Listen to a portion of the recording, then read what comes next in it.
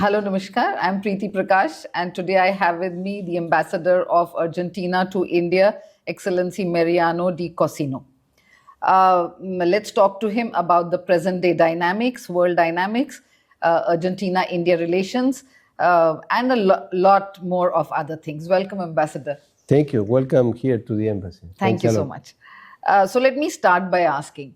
Argentina has consented to the Board of Peace initiated by President Donald Trump. How do you read this initiative, first of all? And don't you think it risks legitimizing personality-driven global leadership rather than a rules-based multilateralism, particularly challenging the concept of strategic autonomy? Well, we are grateful for this opportunity. Argentina is a member of this new mechanism, let's say, that the U.S. administration is launching with the objective of making a peace proposal for Gaza, for the situation there. For us, it's very important what happened there of course, in many decades, but what happened especially in October 7, 2023, was a terrible attack against the state of Israel, against the Jewish people. That day, they were killed approximately, if I'm not wrong, 1,200 or 1,300 people in that single day. 240 people were taken as hostages. Mm-hmm. Out of them, 21 were Argentines, because Argentine Israel citizens. In Israel, they live a lot of Argentine people. 100,000 Argentines live in Israel, which is 1% of the population of that country. And for me, it's a very special situation because it happened to me that I was ambassador to Israel. Okay. So I know that situation. I know many people there. And for us, it's very important, and for the world, it's very important to be against terrorism. You know in India perfectly well what terrorism means. And we observe this proposal as an initiative in order to work in that sense. I hope other countries might join, but I don't have more details because this is something that it has been launched by the Trump administration. The Argentine government was invited, the president signed there. Very few days ago, that happened in Davos, I think, last week, I think. And I don't have much more information to provide about that, but we hope this is positive for that peaceful resolution, which is obviously very difficult because when we are talking about the Middle East, it's a number of conflicts together that are very interconnected one with the other.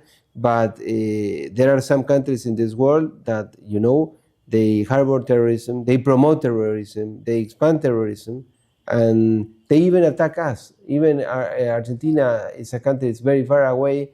It's in South America, but we had 2 terrorist attacks in which we lost 100 innocent people. Once against the Israeli embassy in 1992, one against a Jewish community center in 1994. So in that sense, we are very clear. Terrorism has to be rejected in all forms. That's why when last year it happened, the terror attack here in Kashmir, in Pahalgam, if I pronounce well, we were among the first to convey our solidarity with India in this sense. Is concerning the Board of Peace, do you think that the UN is losing its relevance in maintaining international peace and order, or would you like to see it reformed? Well, a number of things. The UN, it's 8 decades. Last year, it became 80 years old. The UN was created to preserve peace and security. And the truth is that after that, with the decades went by, the years went by, there were a creation of a number of institutions and organizations of the UN. Some of them fulfill their objectives, some of them don't. A lot of bureaucracy was created, everybody knows that. And also there is a sort of consensus in the international community that some institutions have to be reformed or expanded, or that some countries should be in the UN Security Council. Big countries, India has an aspiration. I think it's a legitimate aspiration as the largest country in the world in terms of population, but other countries also say the same. And I think that everybody agrees on that. Mm-hmm. Another thing is to say that that's going to happen next week, that they are going to be reformed, because it's very complicated. Because the founding countries that won the war in 1945, they have a privileged situation, and they will try to conserve that, which is obvious that they will try to. So I think that the UN is the result of what the member states do of itself. Mm-hmm. And we think it should be reformed in a positive way. We are proposing, Argentina is proposing Ambassador Grossi from the Atomic Energy Agency.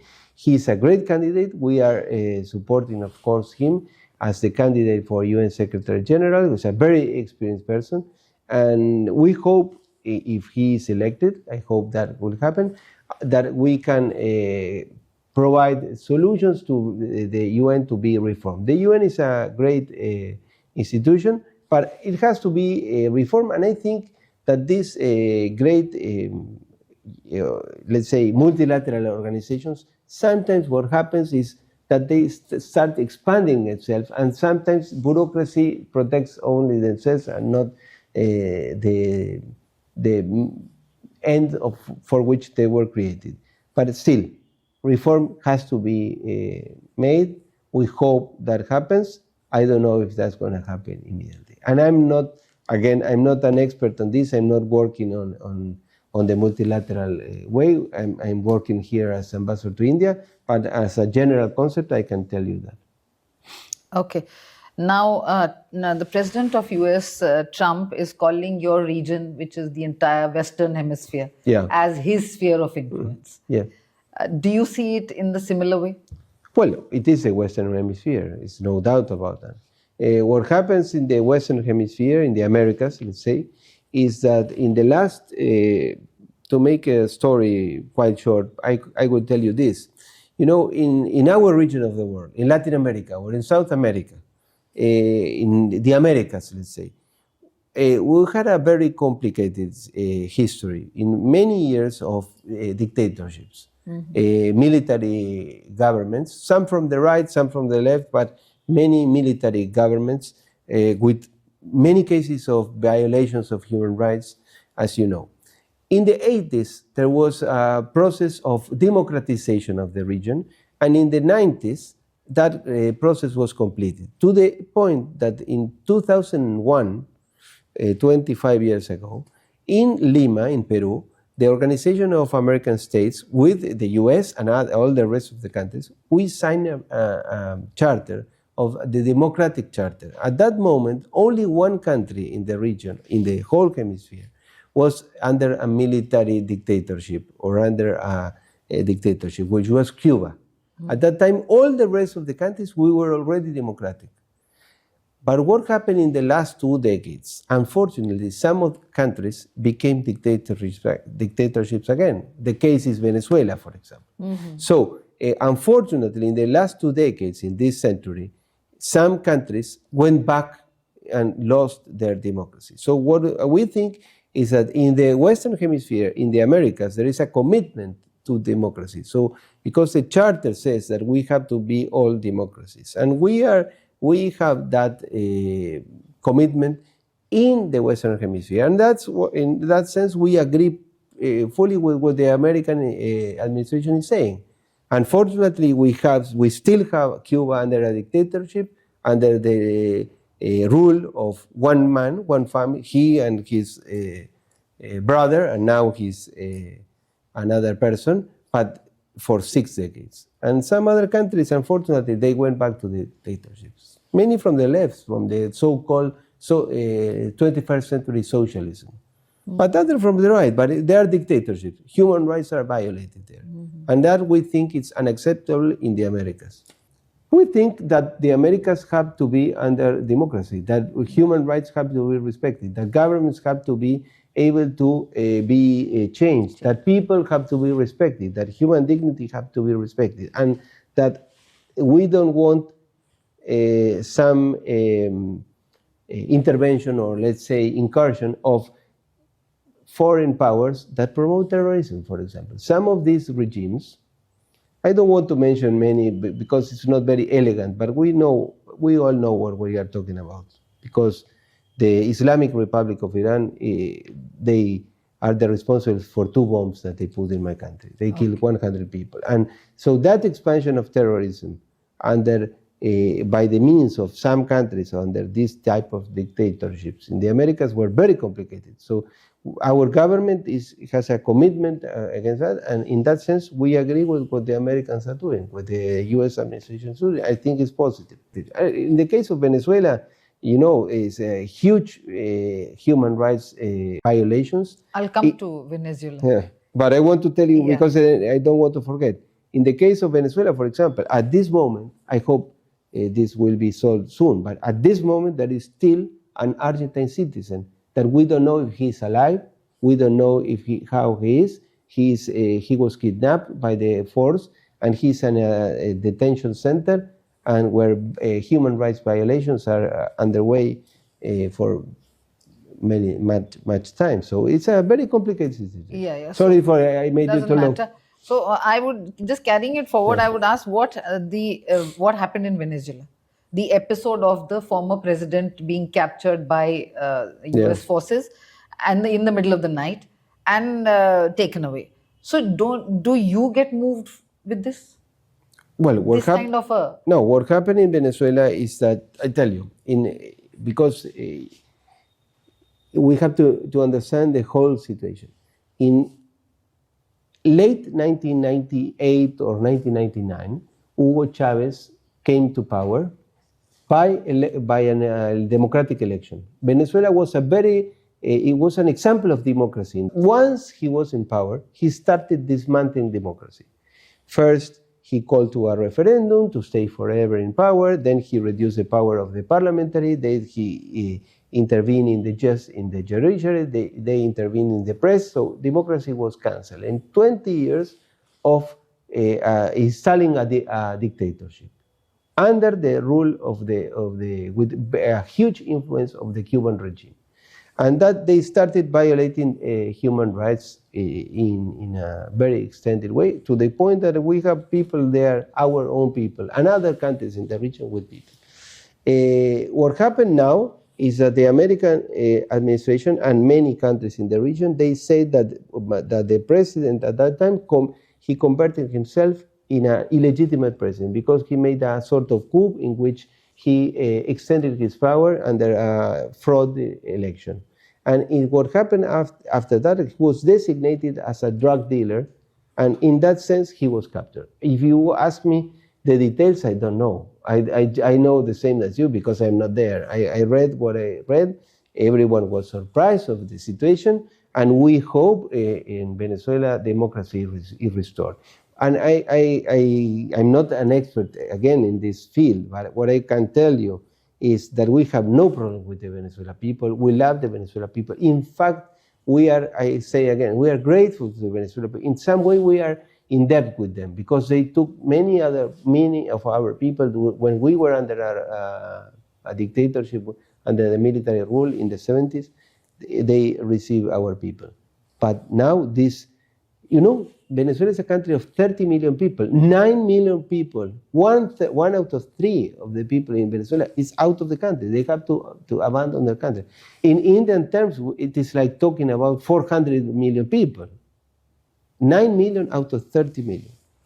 It's a tragedy what happened there. So, but as you just said that there were drug charges against him, but they haven't been proved, I think. Well, it is obvious that they are working on drugs. It's more of an American narrative. I don't have the proof here, but it's something that everybody knows, that they use that platform, not only that country, other countries in the region, to use that. But there is a situation of human rights violations without any doubt.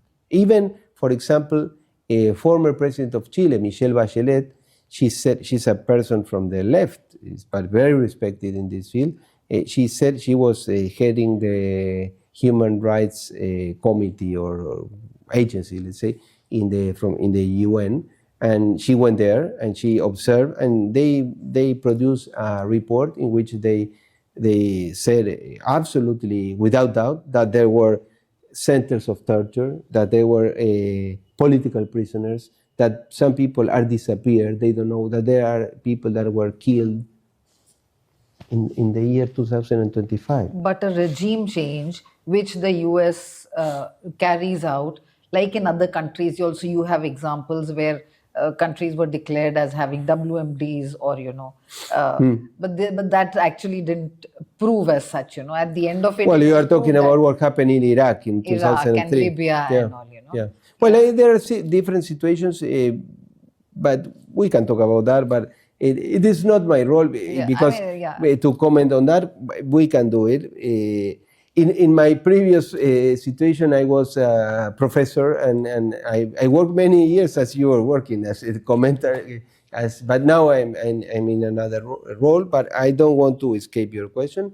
I tell you again, we hope Venezuela becomes a democracy again, that the democratic process is fulfilled, and we are observing this situation. But you have to understand, for our region, our part of the world, the Americas, especially the Americas during the Cold War, we suffered a lot the Cold War because there was infiltration from Cuba, from the Soviet Union, from the communist infiltration, and that developed a sort of civil wars in many countries. And there were a lot of killings from the right, from the left, and the situation was very bad in many of our countries. So when the region was under democracy, all the region was under democracy 25 years ago. And then we have this new policy of the 21st century socialism in trying to promote again those ideas, trying to get governments by democratic ways. But once they are elected, they dismantle democracy and they become a dictatorship. It is, I tell you again, it is not nice for me to talk about, but I have to say, for example, Nicaragua. Nicaragua is a country that it is governed by a family for decades under a sort of communist rule, a family. The man is the president, his wife is the vice president. Human rights violations all the time. Well, again, we have nothing against the Nicaraguan people. We love the Nicaraguan people. I know them. I was ambassador to Costa Rica. I have many friends from Nicaragua that they were living there. They were escaping that country. But if you ask me about this, I ask you. I answer. Okay, we'll move on then.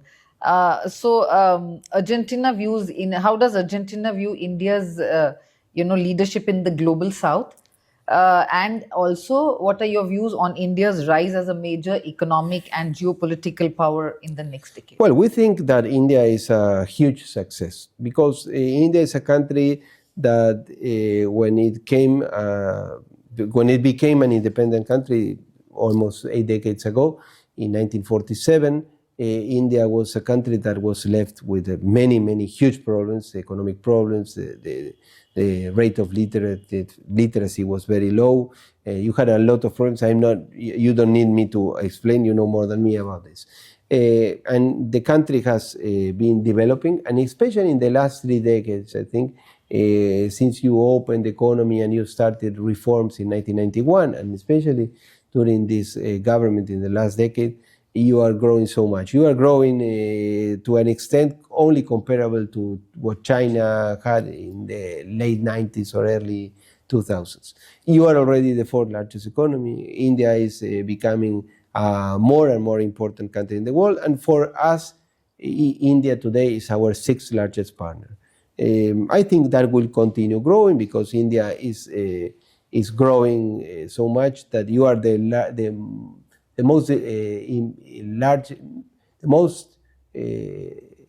country that grows more among the great powers. There are small countries that may grow more, but among the great powers. So that influence will continue for every country, and for Argentina, in the case of Argentina, in the case of many South American countries, the economic relations between the two countries enjoy a great degree of complementarity. So we observe that very positively way. That's why I tell you, as a matter of fact, when I was offered to be an ambassador again, I asked to come here because I said, India is the country of the future. India is a country that is growing so much, the country in which you can do something, or the very interesting country in the world today is India. Everyone is looking here. That's why your foreign minister is so busy, because Yeah. every week here, either a president, a head of state, a head of government, a prime minister is here visiting this country.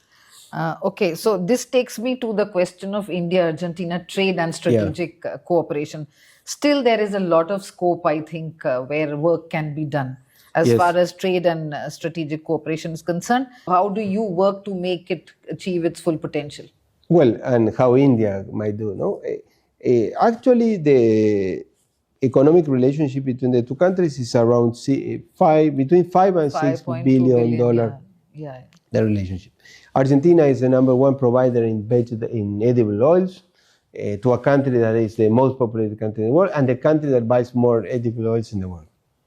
We are number one provider in soybean, number two in sunflower. We were number three. Now this year, 25, we are number two. And that's very important. Then there are other agricultural products that we might provide, provided that India allow us to do it. Unfortunately, India is still some protectionism here. But I think that if you allow us to bring those products, it will be very good for the Indian people, because the Indian people, the Indian consumers, the Indian domestic Like, for example? well, walnuts and other products and lentils and many others. And then India is investing in, for example, in mining, in lithium in Argentina. Argentina has huge reserves of mining, and especially in lithium, we host one of the most important reserves of. There is the so-called lithium triangle in South America, which is integrated in the north of Argentina, the north of Chile, and parts of Bolivia, and apparently in Peru there is also. So Argentina is a country that is very important for you in that sense. And India is developing a program of EV, electric vehicles, and India is trying not to be so much dependent on one provider, as you know, which is, I think, is wise from your part to try to have energy or supplies security from many suppliers. And that brings to a very important point, which is that our economies are complementary. Our geographical situation provides the possibility of in different seasons we produce maybe the same, but in different seasons. And also that we are in a part of the world, in the southern corner, in which there are no geopolitical problems. So it's a region of the world that provides security to a country, in food security, but also might be in mining security or energy security. While other parts of the world have disruptions, as you have seen in the last years in the Black Sea or in other regions, even closer to here, in which you have very problematic neighbors, let's say. So I think that we can continue growing. We might grow more in that economic relationship if India opens more its economy. And in that sense, I think you are going to be able to have access to more products from my country and other countries in the region, because you have to take on account one thing. Argentina is the 8th largest country in the world. India is the 7th. The territory of Argentina is almost as India. India is a little large, but let's say more or less the same. But the difference is that we are only 50 million people. You are 1.5 billion. Yeah. So we can produce food, for example, for much more people than we can than our domestic consumption. So that's something very positive, because there is no such a pressure of domestic price as you have here or in big countries, in countries with big population.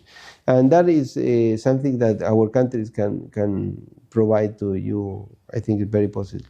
Okay. On the defense front, yes, are you in the process of buying BrahMos, Akash? I mean, what is your defense cooperation? No, in defense we had a very positive cooperation in terms of exercises and exchange of experience. For example, was very nice experience in the last months of Indian people going there to climb the Andes in the Aconcagua, and here in your summer a group of Argentine soldiers came and they climbed the Himalayas. There is that, I don't know if the camera is seeing, but that flag was given by the soldiers that they reached the peak. And that then when they went back to Argentina, the President Milei, hosted them in the presidential palace because it was a very great proud for the Argentine people. In terms of buying material or provide co-production, it is something that is always in study. I have no information now to provide. If I had, I am not able to talk openly about that, at least at this stage, but I don't have. I'm not lying, hiding nothing to you, but of course, defense contracts and that are not handled by us, are handled by the Ministry of Defense, but there are talks because India is developing a important production and it is always considered. I don't know when might be happening this, but might be, I don't know.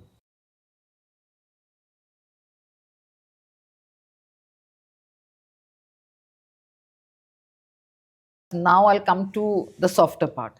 So Argentina Football Club is very famous. Yes, the team. And there's a huge fan following of this club in our states like Kerala and West Bengal. Yes. Particularly the star Maradona. Yes, and Messi also. And Messi also from Argentina. Yeah.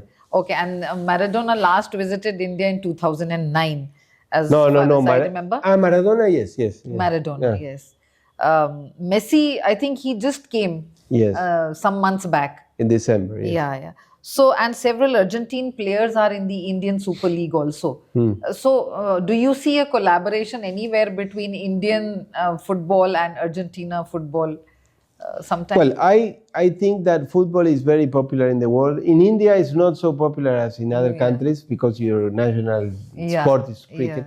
But there are more people, I think, paying attention to football here now. And in those states, as you were saying, West Bengal and Kerala, there is a huge fanatism for the Argentine players. I had the opportunity when Messi came here in mid-December, 1 month ago. I had the opportunity to go to receive him in the airport. He came with Uruguayan players. So I think it's very positive. There are always possibilities of clubs working together. But football in Argentina is a private thing. It's not run by the government. The government has nothing to do. Okay. Maybe that's why it works good. Because the government is sports is always something which is very people to people connect. So I think it's very, very positive. It works as a bridge of the two cultures. Yeah. Although, because one problem that we have, I won't say a problem. Problem is not nice to say, but something that it is true, is that when two countries are far away, but there are two communities that are connected one with the other, that brings a lot of opportunities to the relationship to thrill. Exactly. For example, when I was ambassador to Israel, the two countries are very far away, but there are a huge community of Jewish community in Argentina, a huge community of Argentines in Israel. Here there is no such a thing, although this country is so big and populated. But so we have to work in order to, and I think football is linking people. No, you say Messi and people love him. So next I'll come to films. Yes. Now cinema is a soft power that can be leveraged between both of us, and practically your films and our films your films don't reach our audiences. And I think our films also you will tell us how much Argentinians see our Indian films. So it hasn't reached its full potential there also. So what is there anything in the pipeline or any policy changes? We are working in an agreement between the ministries of culture in order to promote the possibility of working together, and I think we have to make we are trying. We have been working on that, but again, sometimes the bureaucracy is a little. Takes its time. Slow? Yeah. You know more than me. I don't want to complain, but the bureaucracy is tough. But I think it's a great opportunity. But I think this country is I think today India is the #1 producers of films in the world. Yeah. I think even more than the US. And when you, for example, when you fly you take a flight in Air India, but also in other companies in the region, for example, in the Gulf region or European, you see so many Indian films. Indian films. It's huge, that quality. But I think that those films are more exhibited in India and maybe in Asia, and not so much in the West, I think, or maybe in the US that you have a huge community, but not so much in South America. But I hope, I was trying to promote the idea of they going to film there, to shoot in Argentina. We have the country has a diversity. Buenos Aires is a beautiful city, it's a European city. Everyone that goes there thinks that they are in Paris or in Madrid. But also we have the falls in the north, in the Iguazu Falls. We have Patagonia, when Indians go there, they love it. And I think it will be so very you'll good. have to open your country up for Indians to come in and of course shoot we are, for that matter. well, for example, now under this government, we are opening as much as we can the economy and trying to make things more easy for people. For example, we established a system that it was already working for some of the countries in my region, for Indian citizens having a passport, holding a passport with a US visa, they are able to go to Argentina without an Argentine visa. So we're trying to be more, to facilitate things. That's about tourism. Yes. Yeah. So tourism also, we noticed that, there are not very many flights connecting Latin America and South Asia. Well, in fact, this is a major roadblock. Well, in fact, there is no possibility to fly from Argentina or to Brazil from South Asia, because that will require a flight of 21, 22 non-stop hour flight. So it is not possible. There is no flight, no commercial airplane able to do that route. So you still have to stop somewhere. But the connectivity is better than people think, because from Argentina to Europe, you have non-stop flights to Madrid, to Rome, to Paris, to Amsterdam, to Frankfurt, to London, to many, Istanbul, and some, maybe I'm for Zurich. So there are flights to all those cities non-stop. You have also flights to the Gulf, to Qatar or to Dubai, and then you connect immediately. So the flight is too long, of course. That cannot be avoided unless the man invents planes that, or we can restore the Concorde flights. I was reading the other day, the Concorde was built 50 years ago, but now we are flying. It takes more time than. So I think that will take time, No, yes, but it's still something that it is something that it can be managed, because there are connectivity. The connectivity. We should have one thing that all my colleagues from South American countries we are asking, is that India used to have a flight to Madrid, to Spain, and Spain is the country most connected to our countries, because we come from there. There are a lot of Spanish people there, and there, for example, Argentina. I think from Argentina there are 6 flights a day to Madrid. And so that would be a great improve to the connection. But still we have to other cities that I mentioned. Okay. But although that the relationship is very good, we are 75 years of, now 76 of friendship. But in the last 6 years, Argentina and India elevated their relationship to the rank of strategic partnership. And the truth is that since we did that, the relationship improved a lot, to the extent I was telling you that today India is the 6th largest partner of Argentina. Yeah.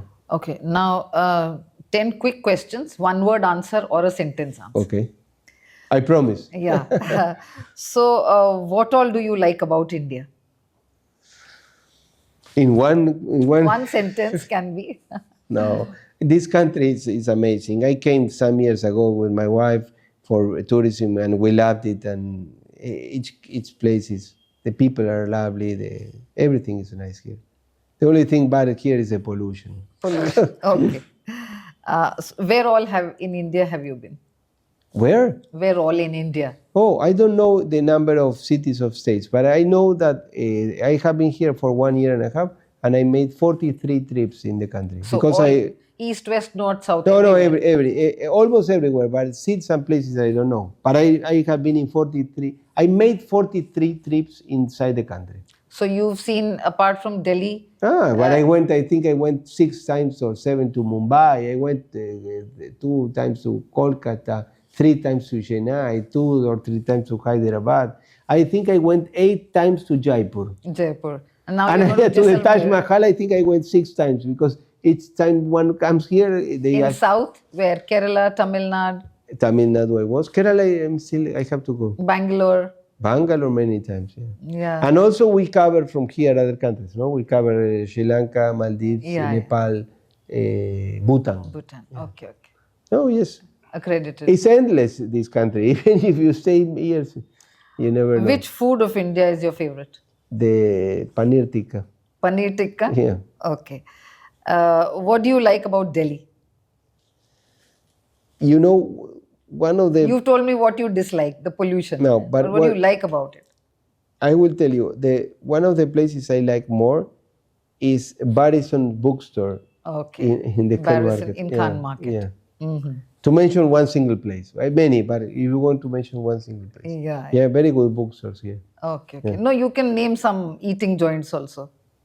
But that is I can't, because you can't say brand names, because the other complain. But here there is a very good restaurant. Complain. No, there's so many of them. All around the corner here is a beautiful restaurant, Mon Amour. No, but you must name one. Yeah, this one, Mon Amour here in Malcha Marg. Mon Amour? Yeah, in Malcha Marg, very good place. Malcha Marg. Yeah. Okay, I didn't get the name still, but there are many other. It's called Amour Bistro, I think.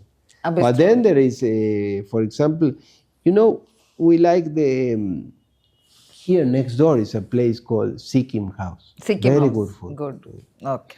And also, for example, the Spice Root restaurant in the Imperial Hotel is beautiful. Okay. Great restaurant. Great. Sometimes it's very spicy. But okay. What are your leisure activities? I mean, what do you do in your pastime when you're free? I read.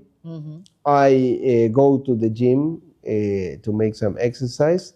And when we have more time, we travel with my wife. Okay. Yeah. What do you watch Indian films? Very few. I don't watch much TV, really. I prefer reading. Reading. Okay. Indian or nothing. Okay. Yeah. Which Argentina film would you recommend to us? Well, there are some Argentine films that might be that are recognized in the world. Like, for example, there is one called El Secreto de tus Ojos, which is The Secret of Your Eyes. Or there was one 20 years ago, was a very good film called Nine Queens, Nueve Reinas. Those films, they come to my mind, that are in some way universal films that can be understood for everyone. Because sometimes what happens with films is that in some countries, in my country it happens, in other countries it happens, is that the films are related to a very domestic issues. So in that sense, it's difficult for people from other countries to understand what's going on there. No? Yeah. But I'm talking, that's why I was mentioning this. But maybe there are many more. Okay. Any Indian personality which you like? Well, I think you have great leaders. Of course, Prime Minister Modi is a remarkable character, a personality. But I think you had in the past very remarkable personalities, which of course I have not met, no. But I read. The first one was Nehru, of course. Indira Gandhi is a remarkable person. I think she was one of the first women to be able to as a head of government. I think she was the number 1 or number 2 or number 3 in the world. Golda Meir and her and someone else, remarkable characters. Apart from people here like her, the others don't. I think Manmohan Singh might have been a very remarkable personality also. And in the current today, I would say that Modi he's a great leader. Some people like, some people know, but what he has done in these years, it was very important. And for example, there are other people that I have met here. Shashi Tharoor is a very interesting person. That man is very, he knows so many things. He starts talking and I read some of his books, because he writes one book a month. So it's not possible to read every, but very remarkable. And I met some important diplomats here, very distinguished, apart from, of course, the Minister Jaishankar, very articulated, very bright, and with a great knowledge of world affairs. But for example, I have a good relationship with Punjab's Saran, with, for example, Har Shimla, now he's in the upper house. Samir Saran is a very interesting person from the ORF. And I think there are many, many more. It's difficult to say one person, and maybe I'm forgetting more people. But do you know any Indian film star? Or a musician? Or a sports person? I met the other day one film actor, film star. I don't know if today he is so well known, but when I met him, for me, it was incredible. This man, that he was the actor in the film, in a 007 film, Govinda, and this man, he performed like a Sikh, and I met him the other day, and it was incredible for me to see him. You don't remember his name? His character is Govinda. Govinda, his name is Govinda? In the film. Okay. The film's name is Govinda. Yeah. Okay. And many people here. You have a great country. Okay. You have very interesting people. I read many things here that are very interesting. Sometimes I don't even remember Okay. The country is so huge. It's so huge. You know, for us, I can tell you for my experience, but what I talk with my colleagues from other countries, other ambassadors. It is difficult when you are serving in such a large country and diverse country, because you have to imagine one thing: when one person is appointed ambassador in one country, that same person is appointed in one country with 3 million people, or 50 million people, or 1.5 billion people. Mm-hmm. So it's the same it's one person with 24 hours, out of which 7 has to be sleeping. And so it is not so easy, no? It's like for me, really, it's the first time that I'm serving in such a large country. Before I was ambassador to small countries. But I can imagine that being ambassador here, or in China, or in the US, or in, maybe, I don't know, in Russia, or in the European Union, when you have or Brazil, for example, when you have a very big country, it is difficult to cover. Absolutely. Yeah, and you have to travel a lot, no? It is a great effort, but it's a great satisfaction also. Yeah. Any incident that you have come across or experienced, or which has moved you or surprised you in India that you remember and you would like to share with us? No, fortunately, I had very good experiences. The only day we had a problem is nothing serious. We were in the car and someone crashed it, and nothing happened. No injuries. Nothing happened. But these people, they started quarreling there, no? And I tried to calm them. My driver was very afraid because these people were quarreling, and it was an experience.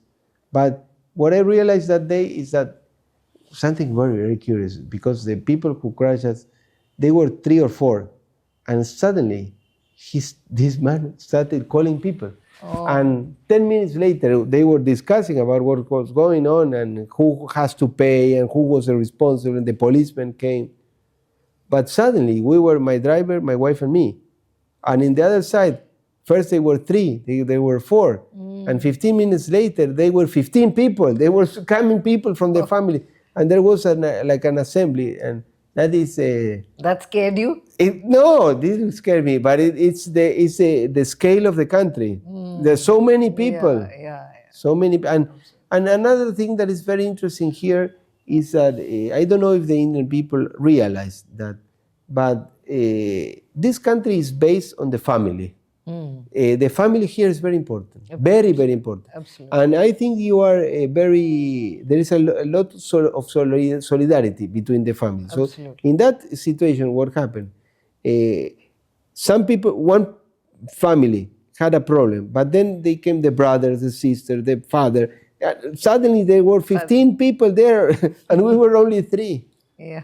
We had the reason; they were in fault, but never mind. It was an experience. Yeah. Okay. Yeah. So my last question: Yeah. what legacy of yours would you like to leave and go whenever?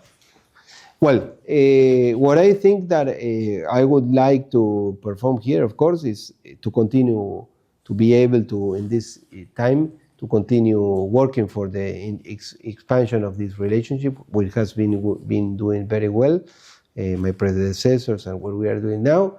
But what I think is that one role that I have to be able to perform is to make understand in my country especially that India is becoming so important, and that this relationship has to be among the most important that we have in the world.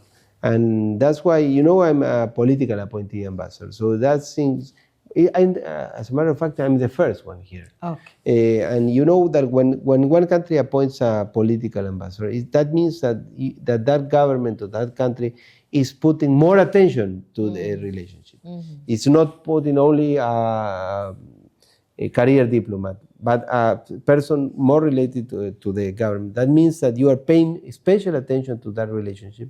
And in that sense, I think that is something that I'm trying to do. So I have a double work to promote Argentina here, but also to make understand in my country the importance of India. That's why we are trying all the time to send people from here. It's from India, Indian companies going there to try to invest, to make more business and more presence. And that's why I'm very happy that in this last year we had the opportunity of having the Prime Minister Modi visiting President Milei in Argentina. I know he made an effort to go there. It's very far away. And he went to South America, and he went in that trip to Brazil and to Argentina. And I went there to receive him, and it was a great conversation with the president. And that was very positive, and I'm very happy for that. Okay, thank you so much, Ambassador. I know, thanks to you. And I'm sorry you so that much for sparing so much. when you told me one answer with one sentence, I didn't comply. It's all my pleasure. Thank you so Thank much. you We very came much. to know so much about you, your country, and Thank you very very much. much.